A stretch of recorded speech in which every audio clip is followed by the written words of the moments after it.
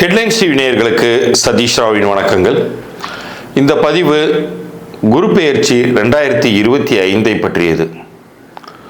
இருந்தாலும் இதற்கூடவே நான் சனி பெயர்ச்சியை பற்றியும் பேச வேண்டிய கட்டாயத்தில் இருக்கோம். என்ன காரணம்னா, ஒரு கிரகம் கெடுதல் பண்ணாலும் இன்னொரு கிரகம் நல்லது பண்ணக்கூடிய அமைப்பில் எல்லா ராசிக்குமே அமையுது.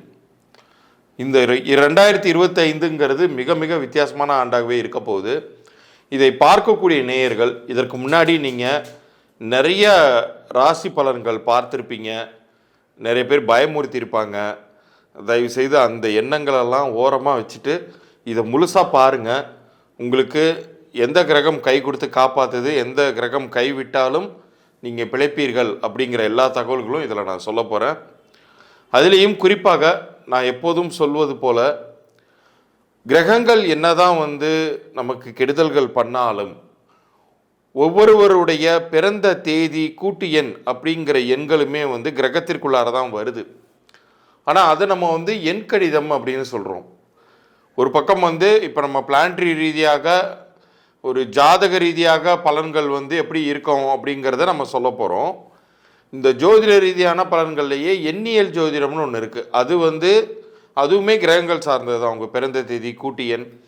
ஸோ அதை பார்த்து உங்களுடைய பெயர் சரியாக அமையும் பொழுது இது எந்தவித சிக்கல்களுமே உங்களை பாதிக்காது.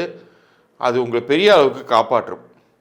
அது பற்றின ஒரு இலவச குறிப்பை உங்களுக்கு பொது பலன்களாக நான் வழங்குவது பற்றி இந்த பகுதியின் இறுதியில் சொல்ல போகிறேன்.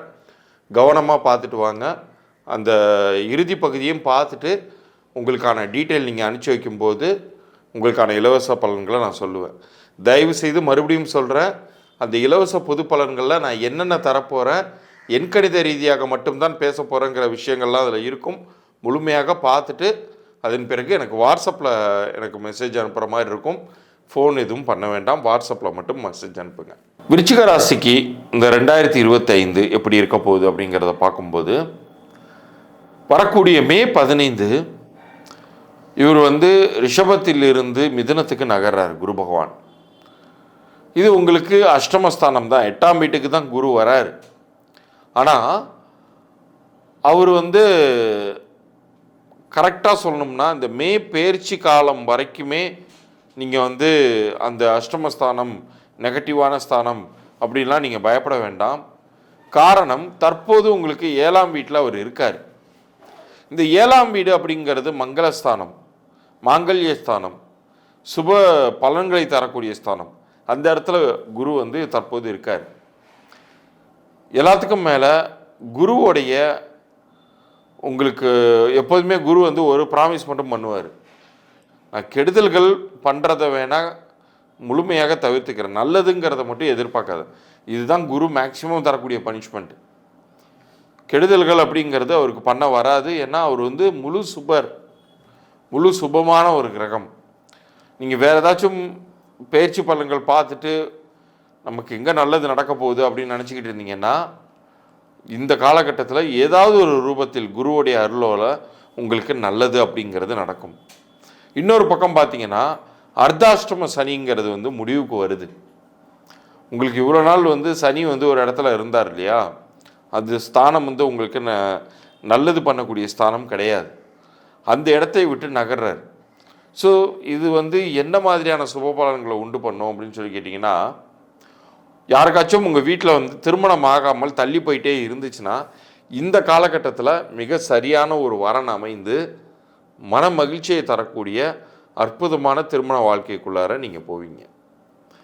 அதே மாதிரி யாரெல்லாம் வீடு கட்டணும், ஆனால் அதுக்கான முயற்சி எங்கேருந்து தூங்குவது, என்ன பண்ணுவது அப்படின்னு தெரியாமல் இருக்கீங்கன்னா, இப்போ பார்த்தீங்கன்னா உங்களுடைய நண்பரோ அல்லது உங்களுடைய நெருங்கிய ஒரு நன்கு பரிச்சயமான நபரோ அவர் ரியல் எஸ்டேட் பண்ணுறாருன்னு ஒரு விஷயம் உங்களுக்கு தெரிய வரும். அவரே ஒரு இடத்த ரொம்ப ஈஸியாக உங்களுக்கு தவணை முறையில் கொடுத்துட்டாருன்னா எப்படி இருக்கும் உங்களுக்கு? இவ்வளோ நாள் அதுக்கு எங்கே காசு சேர்த்தோம், ஒன்றுமே பண்ண முடியலையே, இந்த விலைவாசி உயர்வில் எங்கே லேண்டெல்லாம் வாங்குறது, எங்கேயோ விண்ணு உயரத்துக்கு போயிடுச்சு அப்படின்னு நினச்சிட்டு இருப்பீங்க. ஆனால் ஒரு மேஜிக் ஒன்று நிகழும். அது பார்த்திங்கன்னா இந்த மாதிரி மனிதர்களை உங்கள்கிட்ட அறிமுகப்படுத்தும். அதன் மூலமாக உங்களுடைய ட்ரீம்ஸை நீங்கள் ஃபுல்ஃபில் பண்ணிக்கலாம். உங்களுடைய வாழ்க்கை தரம் உயரும் ஒரு அற்புதமான காலகட்டம். மே 15 துவங்கி அடுத்து வரக்கூடிய ஒரு வருட காலம் வரைக்குமே நிறைய நன்மை செய்யக்கூடிய ஒரு இடத்துல தான் இந்த கிரகமே இருக்கார். நீங்கள் உங்களை பொறுத்த அளவுக்கு நீங்கள் வந்து உங்களுடைய முயற்சிக்கு மட்டும் தயவுசெய்து குறை வைக்காதீங்க. அருகில் இருக்கக்கூடிய குரு பகவான் சந்நிதி எதுவாக இருந்தாலும் சரி, நீங்கள் சென்று வழிபட்டுட்டு வரலாம். ஒரே ஒரு விஷயம், அது ரொம்ப பழமை வாய்ந்த கோயிலாக இருந்தால் இன்னும் ரொம்ப நல்லது. அந்த ஆகம விதிகளின்படி அங்கே வந்து அந்த பிரதிஷ்டை பண்ணியிருப்பாங்க அந்த விக்கிரகத்தை, அல்லது அந்த ஒரு கருவறைக்குள்ளார இருக்கக்கூடிய தெய்வத்தை. ஸோ அந்த ஒரு காரணத்தினால பழமை வாய்ந்த ஆலயம் அப்படின்னு சொல்கிறேன். அப்படி நீங்கள் போய் வழிபாடு பண்ணிட்டு வரும்பொழுது உங்களுக்கான கெடுதல்கள் அப்படிங்கிறது கொஞ்சம் கூட அவரால் தரவே முடியாது, நன்மைகளை மட்டுமே அதிகப்படுத்துவார்.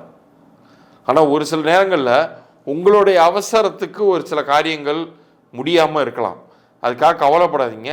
அது நடக்காமலே போயிட போகுதுங்கிறதெல்லாம் கிடையாது. நிச்சயம் நன்மைகள் அப்படிங்கிறது நடக்கவே போகுது.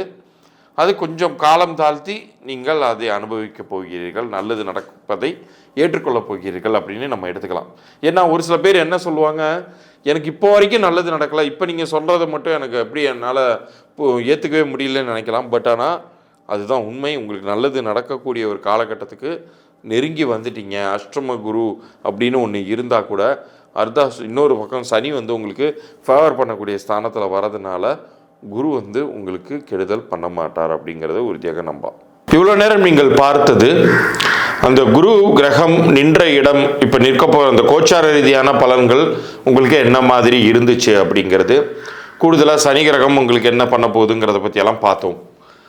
இதில் யாருக்கு நிறைய நன்மைகள் நடக்கணும் அப்படிங்கிற ஆசை இருக்கோ, யாருக்கெல்லாம் உங்களுடைய குலதெய்வத்தின் அருளும் உங்களுடைய குருவின் அருளும், இதில் நிறைய பேர் வந்து சித்தர் குரு மகான்களை வழிபடுறவங்களா இருப்பீங்க, ஷீரடி சாய் போன்ற மகான்களை வழிபடுறவங்களா இருப்பீங்க. அவங்களுடைய அருளாசிகள் கிடைக்க பெற்றவர்களுக்கு மாத்திரமே இந்த இலவச பொது பலன்கள் கிடைக்க போகுதுங்கிறத சொல்லிட்டே நான் சொல்கிறேன்.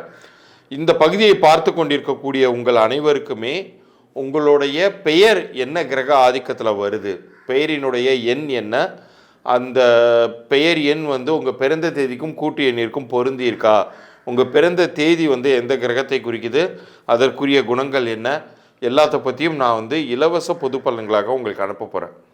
அதற்கு நீங்கள் செய்ய வேண்டியது, நம்ம ஹெட்லைன்ஸ் சேனலை சப்ஸ்கிரைப் பண்ணி ஸ்க்ரீன்ஷாட் எடுத்து இந்த நம்பர் வாட்ஸ்அப்பில் கீழே தெரிகிற நம்பருக்கு எனக்கு அனுப்பணும். அப்படி அனுப்பும்போது உங்களுடைய பிறந்த தேதி, உங்களுடைய பெயர் ஆங்கிலத்தில் டைப் பண்ணி அனுப்பணும், இனிஷியலோடு தான் அனுப்பணும். அதே மாதிரி உங்களுக்கான பதில்கள் வந்து நான் ஒரு 3 நாட்கள் வரைக்கும் எனக்கு நேரம் கால அவகாசம் கொடுக்கணும். ஏன்னா நிறைய மெசேஜஸ்க்கு நான் ரிப்ளை பண்ண வேண்டிய தேவை இருக்கிறதுனால 3 நாட்களுக்குள்ளார உங்களுக்கான பதில் அனுப்பிச்சி வைக்கிறேன்.